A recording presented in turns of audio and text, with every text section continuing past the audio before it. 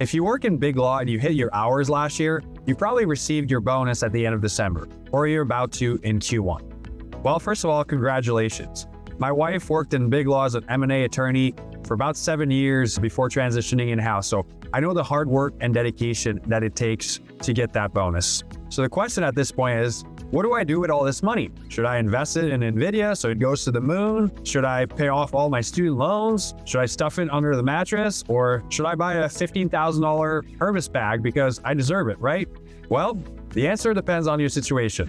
Personally, here's what I would do if I receive a $100,000 Big Law bonus. For those of you who are new to the channel, I'm Joel, your Big Law money guide. I'm married to a former Big Law attorney, and I've educated hundreds of attorneys on the topic of personal finance. So follow me if you want to make smarter financial decisions. All right, let's get into it. First thing I would do with my $100,000 Big Law bonus is I would pay any high interest debt. That's credit cards and personal loans. It may not seem like a lot, but a credit card with a rolling balance of $30,000 with an interest rate of 27% could cost you over $700 per month in interest. Well, some of you might think that it's better to invest that money instead of paying off debt. Well, that's just not the case for credit cards because of the high interest. So let me take you back to your Econ 101 class and talk about opportunity cost, right? So the opportunity cost of paying off your credit card debt is to invest, right? You're not able to invest that money. Well, let's use the same example, $30,000. If you invest $30,000, it's gonna generate about $200 of interest each month.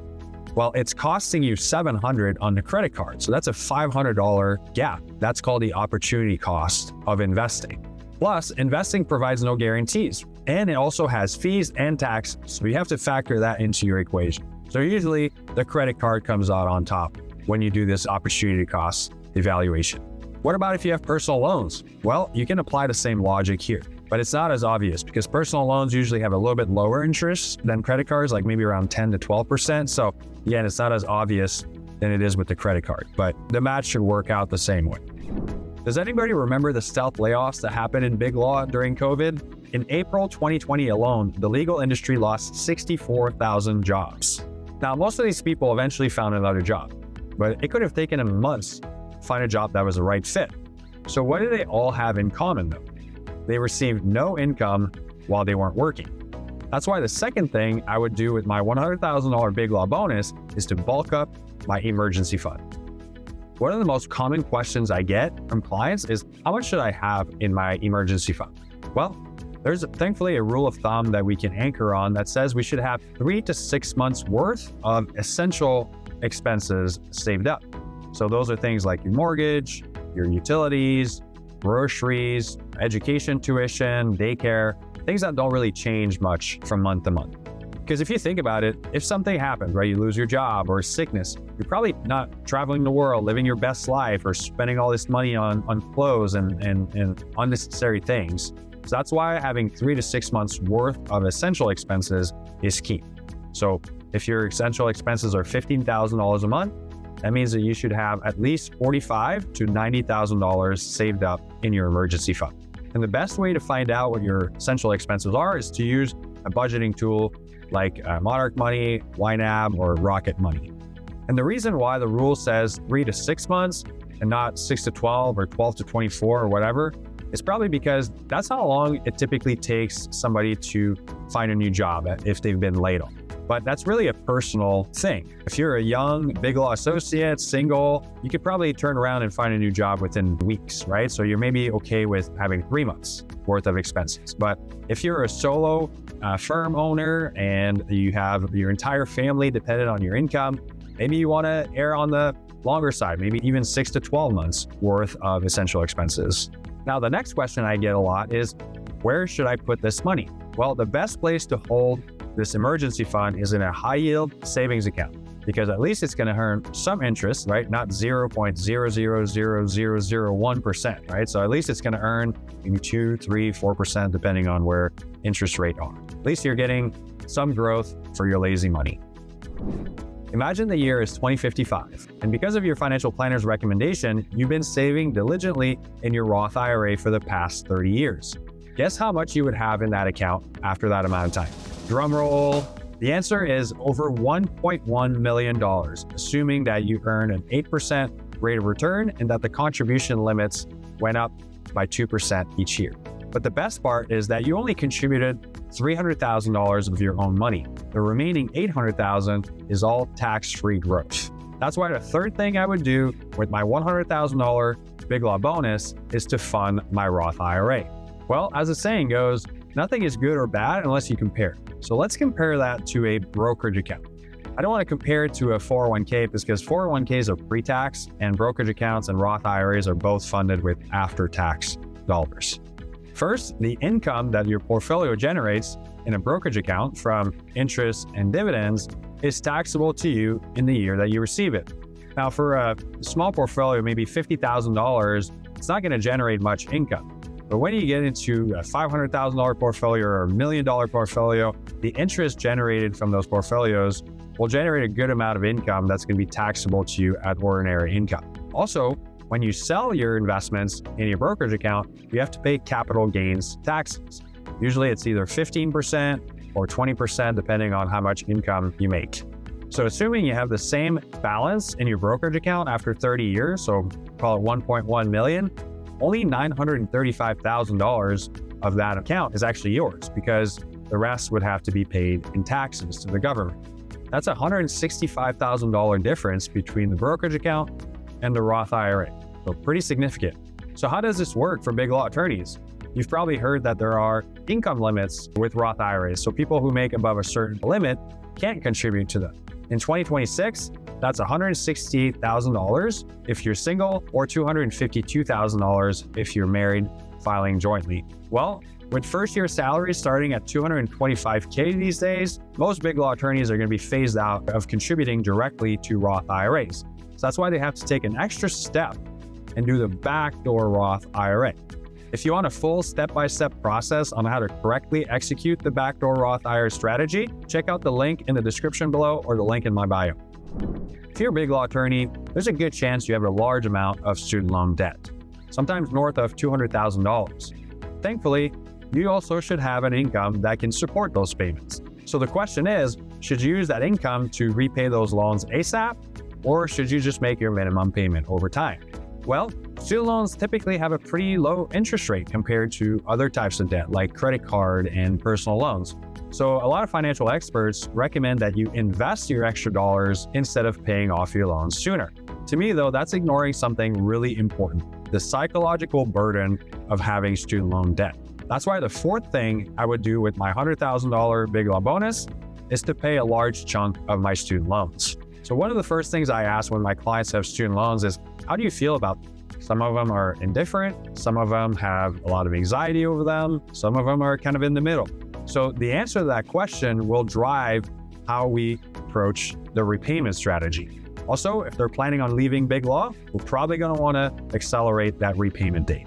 So if you decided to pay off your loans sooner, how much should you be applying extra on top of your required payment? Well, the answer depends on when you want to repay your loans. So let's say you have a 5-year window before you want to leave big law, then you would want to repay your loans in 5 years and then work backwards from there. But let me show you. All right, let's assume that you have $200,000 in student loans and that you just graduated and you started working at your firm. Typically, you'll be put on what we call the standard repayment plan. It's a standard plan that you'll repay your loans in 10 years.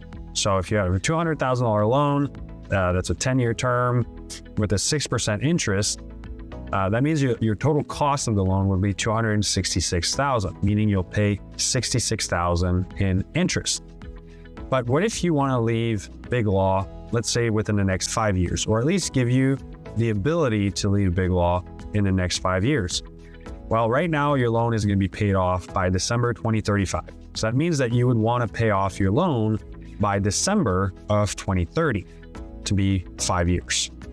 So what you're going to do is you're going to open up this little, and by the way, this is bankrate.com. It's a great calculator, super intuitive. You're going to make extra payments each month to accelerate that. So what you're going to want to do is just kind of trial and error. Okay, so I'm going to say, okay, if I have $200,000, my monthly payment is $2,200. Let's do $1,500 extra per month and see what that looks like. calculate that.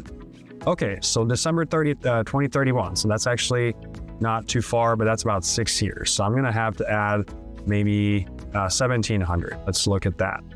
Oh, December 2030. Perfect. So now, what does that look like? Okay, well, I was at $66,000 in total interest paid. Well, I basically shaved half, more than half, in interest. So the way I look at this, guys, is this is the cost of your education, right? This is what going to law school and becoming an attorney and being able to earn the money that you earn costs you $31,000. Is that good or bad? I mean, that's up to you, but to me, that's pretty good. It's pretty low. So you can see here the breakdown over the years. So you're going to be done paying this in 5 years. So that's how you would approach how much to pay back. Now, if you preferred keeping your monthly payment low and just making annual payments instead of that from maybe like your bonus or something, you can do an annual payment. And this, let's say it's $15,000, right? Okay, what does that look like? Oh, December 2031. So you're back to 6 years. So maybe you do 18,000.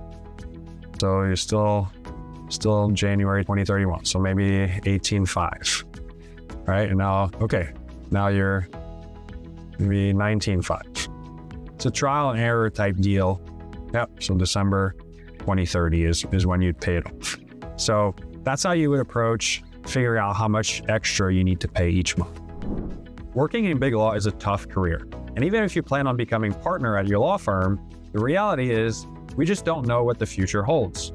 Maybe you get married and you have kids and you realize that you'd prefer a more low-key in-house gig. Or maybe one day you wake up and you realize that you want to work for the greater good of society and you want to go work for the government or for a nonprofit. Either way, those jobs come with a huge pay cut. And having flexibility in your financial plan is going to be the key on whether that transition is going to happen or not. So how do you create this flexibility? Enter the good old plain brokerage account. One of my favorite ways for big law attorneys to build wealth, and the fifth and final thing I would do with my $100,000 big law bonus.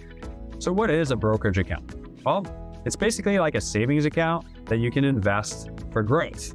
But it doesn't have all the penalties that come with retirement accounts like 401ks, IRAs, and HSAs. So they're really good for those medium-term goals. Like maybe you want to buy an investment property in a few years, or maybe you want to buy a vacation home or down payment on your house several years down the road.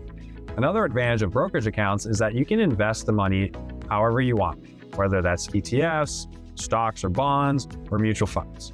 Personally, I like low-cost index ETFs because, well, first of all, they're low cost, but also you can get a fully diversified portfolio with just a few of these ETFs. Another reason why I love index ETFs for your brokerage account is because they're very tax efficient.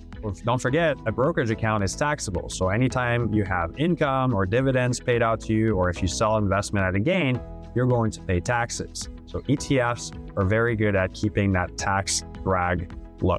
That just means more money in your pocket. The best part of a brokerage account comes later in life. First, if you accumulate a good amount in your brokerage account, you can start loaning yourself money. So instead of selling your positions and generating capital gains, you can take out a loan against your assets and then just pay it back later to yourself.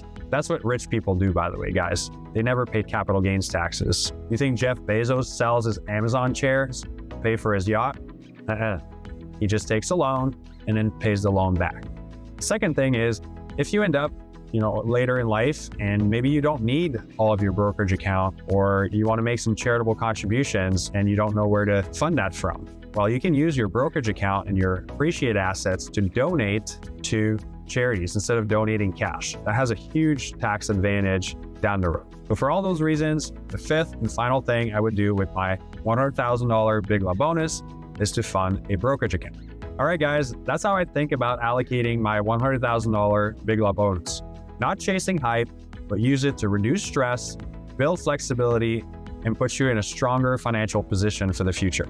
And I'll leave you with this. Sure, you can spend another afternoon going down Reddit rabbit holes or watching hours of YouTube videos, educating yourself on all the different things you can do with your bonus. But is that really the best use of your time? If you'd rather outsource the research and analysis of all these decisions so you can actually focus on the things that matter most to you, like spending time with your kids or exercising or whatever is most important to you, that's what I'm here for. I do this all day, every day for my clients, and I'd be happy to do this for you. So you can schedule a free introductory call with the link in the description below. And don't forget to subscribe. Thanks for watching.